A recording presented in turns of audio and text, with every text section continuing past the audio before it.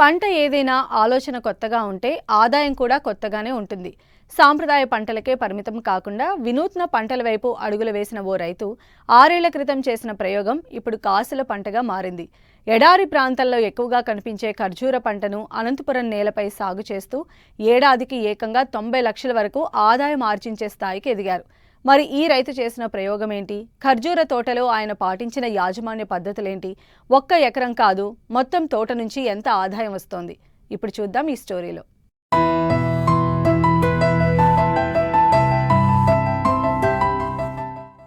అనంతపురం జిల్లా గార్లదిన్నె మండలం కొటంక గ్రామం. ఇక్కడి రైతు రమణారెడ్డికి ఎప్పుడూ కొత్తగా ఆలోచించడమే అలవాటు.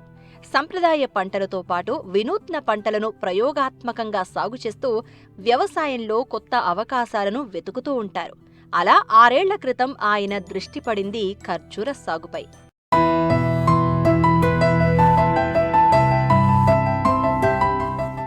రైతు రమణారెడ్డి దుబాయ్, అబుదాబి నుంచి ఏకంగా 600 ఖర్జూర మొక్కలను తీసుకొచ్చారు. అనంతపురం నేలలో వాటిని నాటి ప్రయోగాత్మకంగా సాగు ప్రారంభించారు. మొక్కలు నాటిన మొదటి 2 ఏళ్లు పెట్టుబడి మాత్రమే. కానీ 3వ ఏడాది నుంచి రైతు కష్టం ఫలించడం మొదలైంది. ఖర్జూర గుత్తులు చెట్లకు వేలాడుతూ రమణారెడ్డి చేసిన ప్రయోగానికి విజయాన్ని చాటి చెప్పాయి.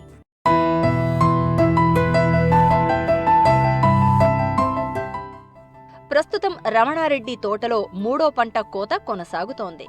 ఈసారి చెట్లకు గతం కంటే అధికంగా కాత కాసింది. ఇప్పటికే 35 టన్నుల ఖర్జూరాన్ని విక్రయించారు.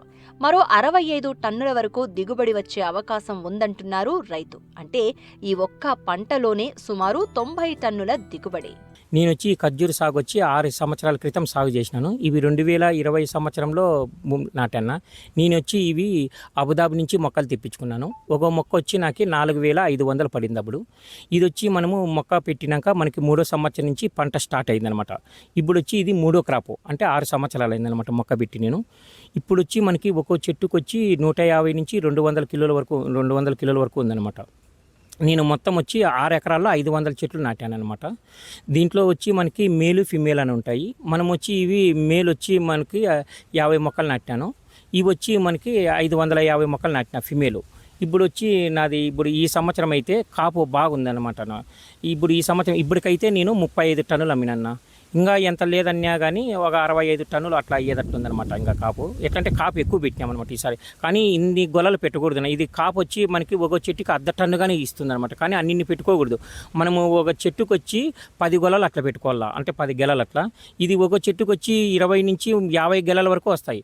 కానీ మనం అన్ని పెట్టుకున్నాం అనుకో సైజు చాలా తక్కువ వస్తుంది. మనం ఒక చెట్టుకు 10 గెలలు పెట్టుకున్నాం అనుకోండి, ఒక్కొక్క గెల వచ్చి 15 నుంచి 20 కేజీలు వస్తుంది అనమాట. మనకి 10 గెలలు పెట్టుకున్నా కానీ 200 కిలోలు వస్తుంది కదా. ఇప్పుడు టన్ వచ్చి మేము ఈ సంవత్సరం వచ్చి ఫస్ట్లో వచ్చి 80-90 లక్ష రూపాయలుగానే అమ్మినాం. 80,000, 90,000 లక్ష రూపాయలు. కానీ ఇప్పుడు ఒక 3 రోజులు అయిందనమాట 1,10,000, 1,20,000, 1,30,000 వరకు పోతుంది అనమాట. ఇప్పుడు ఇదే రేటే కానీ ఉంటేనే ఈసారి బాగా వస్తుందన్న. ఇంతకుముందు వచ్చి మేము 35 టన్నులు అంతా అమ్మిండేది వచ్చి అంతా 80,000, అంటే కేజీ 80 రూపాయలు అమ్మినాము, 90 రూపాయలు అమ్మినాము, 1,00,000 రూపాయల వరకు అమ్మినాము. ఇప్పుడు ఒక 3 రోజులు అయింది 1,10,000, 1,20,000 అట్లా పోతుంది. ఇంకా చూడాలి ఈ రేటు. ఈసారి అయితే పంట అయితే బాగుంది. మరో విశేషం ఏంటంటే రమణారెడ్డి పండించిన ఖర్జూరాన్ని అమ్మేందుకు మార్కెట్ల చుట్టూ తిరగాల్సిన అవసరం లేదు. సోషల్ మీడియా ద్వారా తెలుసుకుని వ్యాపారులే తోట వద్దకు వచ్చి కొనుగోలు చేస్తున్నారు.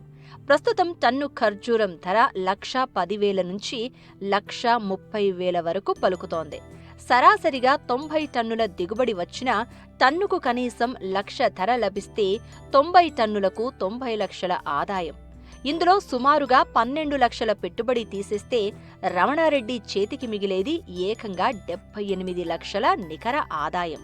అంటే ఒకప్పుడు ప్రయోగంగా మొదలైన ఖర్జూర సాగు ఇప్పుడు ఈ రైతుకు కాసుల పంటగా మారింది.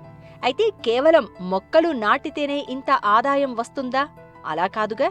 ఖర్జూర సాగులో నీటి యాజమాన్యం నుంచి ఎరువుల వినియోగం వరకు, కలుపు నివారణ నుంచి కాత నాణ్యత వరకు ప్రతి దశలో రమణారెడ్డి ప్రత్యేక శ్రద్ధ తీసుకుంటున్నారు.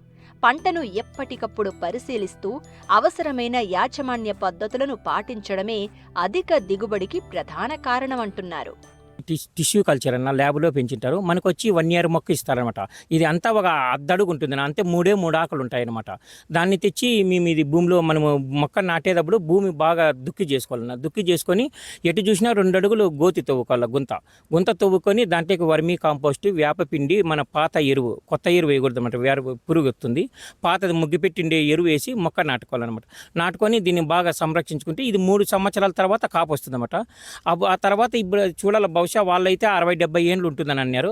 కానీ ఇప్పటికైతే చూడాలి ఇది ఏమంటే దీనికి మెయిన్ ప్రధానంగా ఏమంటే 2 వ్యాధులు వస్తాయి నా, 2 ముఖ్యంగా వచ్చి రెడ్ వీల్ అనేది వస్తుంది అనమాట. అది కానీ వచ్చిందనుకో చెట్టును ఉన్నట్టుండి పడేస్తుంది అనమాట. అది లోపలికి పోయి బుడంలో లోపలికి పోయి హోల్ చేసుకొని లోపలికి పోయి మొత్తం అంతా త్వర చేసేస్తుంది అనమాట. అది ఉన్నట్టుండి గాలి వాన వచ్చినాక పడిపోతుంది అనమాట.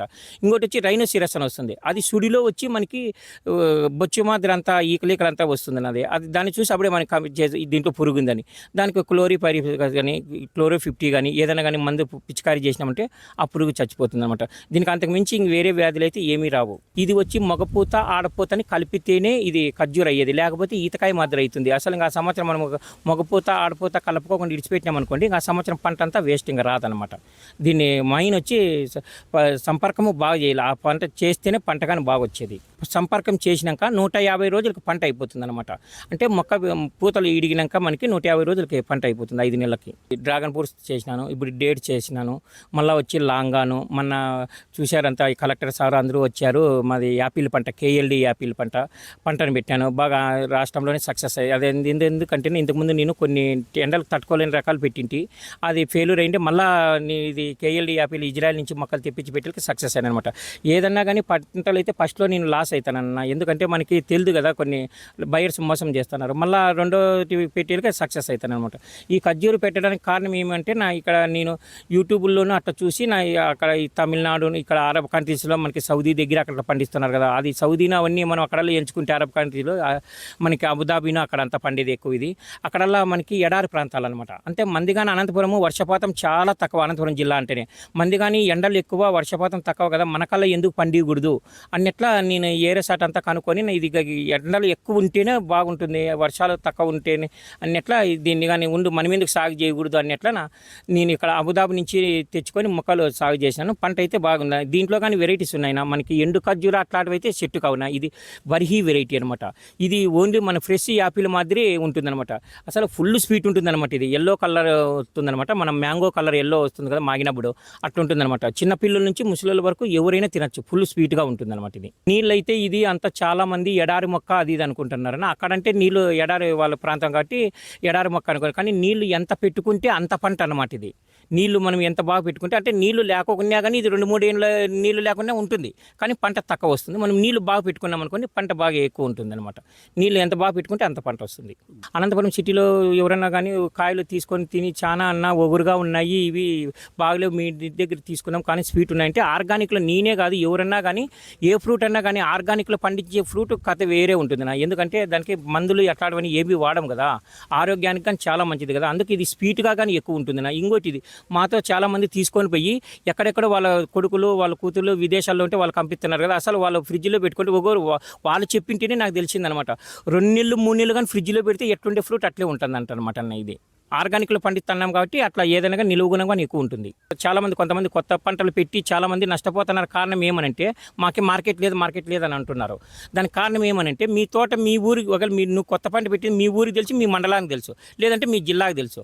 బయట ప్రపంచానికి తెలుసాలంటే మనం ఇట్లా సోషల్ మీడియా వల్ల కొంత బయటికి పోయినామంటే బయర్స్ అంతా చూస్తారు, ఓహో పలానాసాటి ఈ రకం ఉంది కదా, వాళ్ళు ఫోన్లు చేస్తారన్నమాట. నీది దగ్గర ఇట్లా ఫ్రూట్ ఉంది, ఏం రేటు అది, నీకు నచ్చిన రేటు చెప్పు, వాళ్ళకి నచ్చిన రేట్ అయితే కొంటారు. నీకు అట్లయితే బయర్స్ ఇది కొత్త పంట ఏదన్నా కానీ మనం సోషల్ మీడియా వల్ల ముందుకు పోతే కొత్త పంటలకి మంచి డిమాండే ఉంటుంది ఈ సంవత్సరం అయితే మాది దిగుబడి ఎక్కువ వచ్చింది నాది ఒక చెట్టుకి 200 కేజీలు 250 కేజీలు అట్లుంది. మొత్తం పైన నాకు 6 ఎకరాల పైన మొత్తం ఒక 85-90 టన్నుల వరకు వచ్చేటట్టుంది. ఇప్పటికైతే 35 టన్నులు అమ్మినాను. ఒక టన్ను వచ్చి నేను 80,000కి అమ్మినాను, 90,000కి అమ్మినా, ₹1,00,000 అన్నా. ఇప్పుడు ఒక 3 రోజుల నుంచి రేటు బాగుంది అనమాట. 1,10,000, 1,20,000 అట్లా పోతుంది. ఇప్పుడు వచ్చి నేను చెన్నైకే పంపిస్తున్నాను, వాళ్ళే కోయంబేడు మార్కెట్ వాళ్ళు వస్తున్నారు, ఇక్కడ బెంగళూరు KR మార్కెట్ వాళ్ళు వస్తున్నారు, ఇక్కడ తమిళనాడులోనూ కొన్ని ఒసూరు అక్కడల్లంతా వస్తున్నారు. మార్కెట్కి అయితే ఇప్పుడైతే మనకి సోషల్ మీడియా వల్ల అంత ముందు పోయినా కాబట్టి నా మార్కెట్ పరంగా అయితే ఎక్సలెంట్గా ఉంది. ఎకరాకు వచ్చి 2 లక్షల ఉలకా వస్తుంది ఖర్చు. నాకు ఇప్పుడు 6 ఎకరాలు ఉంది. 6 ఎకరాలకి కలిసి నాకు 12 లక్షల ఖర్చు వచ్చింది. ఇప్పుడు ఒకవేళ ₹1,00,000 పోయినా కానీ ఒకవేళ నాకు 90 టన్నులు అవుతున్నాకు ఒక 90 లక్షల వరకు అయితే వస్తుంది. దాంట్లో ఒక 12 లక్షలు తీసేస్తే ఆర్థికమైతే మంచి ఆర్థికమే వస్తుంది. వ్యవసాయం అంటే అదే పంట, అదే పద్ధతి, అదే ఆదాయం అని కాదు. రైతు ఆలోచన మారితే పంట మారుతుంది, పంట మారితే ఆదాయం మారుతుంది. అందుకు నిలువెత్తు నిదర్శనం అనంతపురం రైతు రమణారెడ్డి ఖర్జూరం తోట. 6 ఏళ్ల క్రితం అబుదాబి నుంచి తెచ్చిన 600 మొక్కలు నేడు 90 టన్నుల దిగుబడి, 90 లక్షల వరకు ఆదాయం.